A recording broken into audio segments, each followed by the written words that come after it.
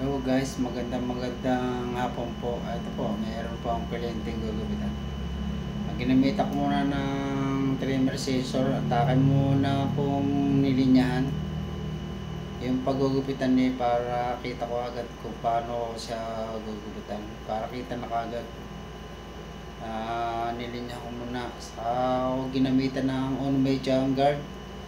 Dahan-dahan ko muna siyang niresor.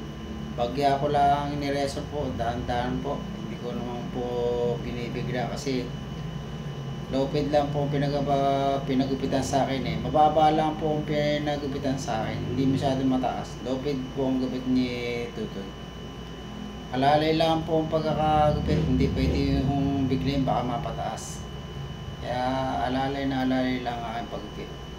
Bagya ko lang tinataas yung resor kasi pag napataas, mapapataas din po ang gupit. Kaya alalay lang, mababa lang. Bawa ng papitik-petik lang po ang aking pong ginagawa sa paggupit. Para hindi ko mabigla. Para yung pagka-barbers niya, hindi po masyadong napapataas. Yan o.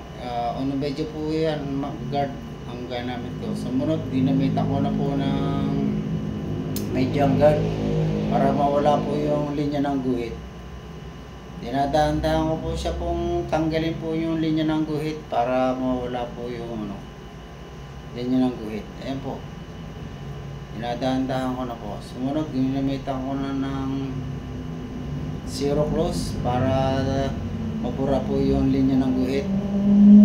Ayan, dinadaan-daanan ko na rin pong bura-burin yung kanyang linya ng guhit. Hindi mo pwede po per se irekta yung pagkaka-low-feed, yung dire-rekta yung Kung kayo yung mga professional, pwede po kayong rumekta, pero kung mga baguhan pa lang, ayan, ganyan na po proseso. Kailangan po step by step. Ayan. Ginamitan ng trimmer scissor, binura ko na. Nagpipinising na ako para mawala na po yung linya ng guhit. Yan na po, malapit na po siyang mabura.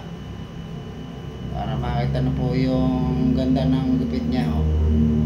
Ilinyahan ko muna para pag ahit ko mamaya, madali na po siyang ahit at may linya na. Yan na po, binasa-basa ko na muna. Para pag gugupit ko, pantay.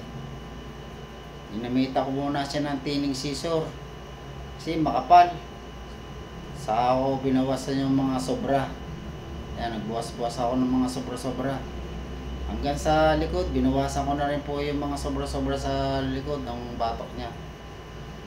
Saka po inahitan, nung matapos ko ng gupitan, inahita ko na.